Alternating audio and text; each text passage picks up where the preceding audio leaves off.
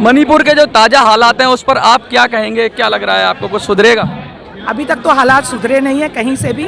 अभी हाल फिलहाल में जब ये रॉयट्स होने शुरू हुए थे 3 तारीख से, उसके बाद थोड़ा सेटलमेंट हो गया था, पर सेटलमेंट जैसे ही हुआ और इम्फाल क्षेत्र में वहाँ पे जो माइनॉरिटीज़ थे, जिसको हम लोग कहते हैं मैतेई माइनॉरिटीज़, जो कुकीज़ के बीच में रहते हैं, उसके बीच में उन्होंने आगजनी शुरू कर दी, दुकानों को बंद करवा दिया। उस वजह से दोबारा रॉयट्स शुरू हो गए, तो इस वजह से उन्होंने फिर कर्फ्यू लगा दिया। अब कर्फ्यू में थोड़ी ढील है।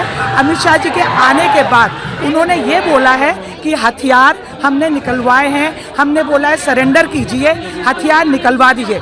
उन्होंने लेकिन किसी भी मिलिटेंट्स का नाम नहीं लिया, ये बोला मिलिटेंट्स मारे गए हैं। अरे कौन से मिलिटेंट्स मारे गए हैं भाई?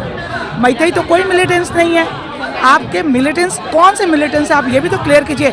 दुनिया को, आवाम को ये मैसेज जा रहा है बाहर कि ये मैतेई मिलिटेंट्स है। सब लोग ये बोल रहे हैं, जहाँ हम लोग काम करते हैं वो लोग भी यही कह रहे हैं कि जी मैतेई लोगों ने माइनॉरिटी को मारा।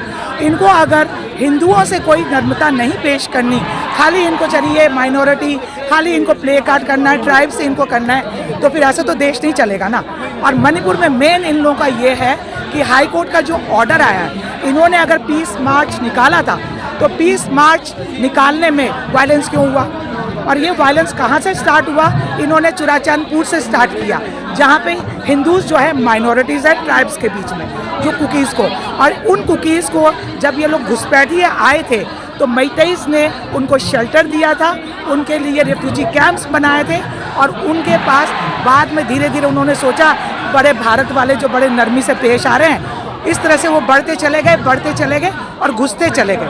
अब वो आज इतनी तादाद में हो गए कि 1961 में इनका 1% था जो हमारे मणिपुरी कुकीज़ थे, लेकिन उसके बाद जो ये लोग बढ़ते चले गए, आज उनकी 29 हो गई है परसेंट पॉपुलेशन की। जो मैतेईस की जो है, जो घाटी में रहते हैं, वो 53% है। और फिर उसके बाद ये लोग आर्म्स लेके आते हैं, स्नाइपर गन्स इनके पास है, AK-47 इनके पास है। फिर उसके बाद ये लोग सारे के सारे जंगलों में आग लगा के, चाहे वो फॉरेस्ट लैंड हो, सरकार की ज़मीन हो, चर्च बना लेना, वहाँ पे उन्होंने पॉपी का जो प्लांटेशन करना, ड्रग्स बनाना, और म्यांमार के साथ पूरे वर्ल्ड वाइड मतलब स्मगल करना आसान है, क्योंकि बॉर्डर्स में बनेगा और बॉर्डर से बॉर्डर्स आएगा, बॉर्डर से बॉर्डर्स जाएगा। तो चुराचांदपुर जो है, अगर आप हिस्ट्री में थोड़ा पीछे जाएं, हमारे जो मणिपुर के जो राजा थे चुराचांद सिंह जी महाराज, उन्होंने वो बसाया था मैतेईस के लिए। उस समय कुकीज़ भी थोड़े रहते थे, लेकिन आज की डेट में वहाँ माइनॉरिटी में मैतेईस है और पॉपुलेशन में ये कुकीज़ की जनजातियों की ज़्यादा तादाद बढ़ गई है।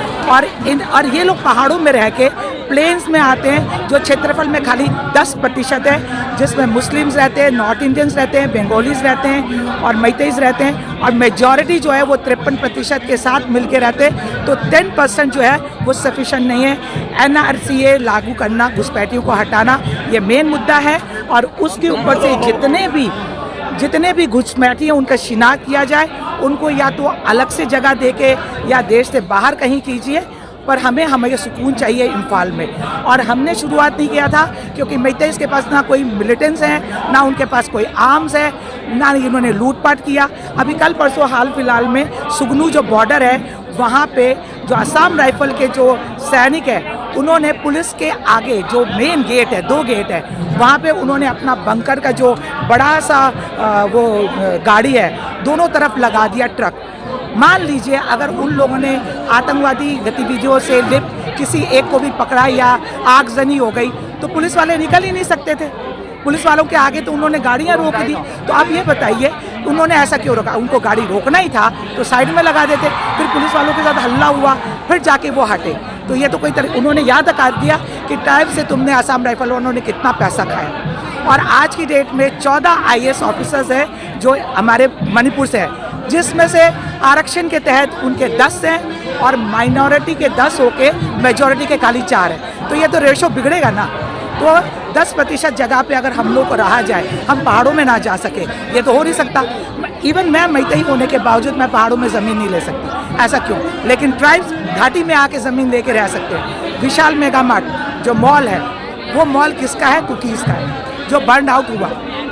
लेकिन ये सब चीज़ें किसी को नहीं, बस वो लोग प्ले कार्ड खेलते हैं कि हमारे पास भी जगह नहीं है, हम माइनॉरिटीज़ हैं, हम लोग को दबाया जा रहा है, हम लोग पिछड़े हैं, बस लिए जा रहे हैं। लेकिन सरकार बहुत जल्द इस पर कोई फैसला करे, वरना बीजेपी सरकार इस बार गई, जो कमिटमेंट थी पूरा नहीं किया।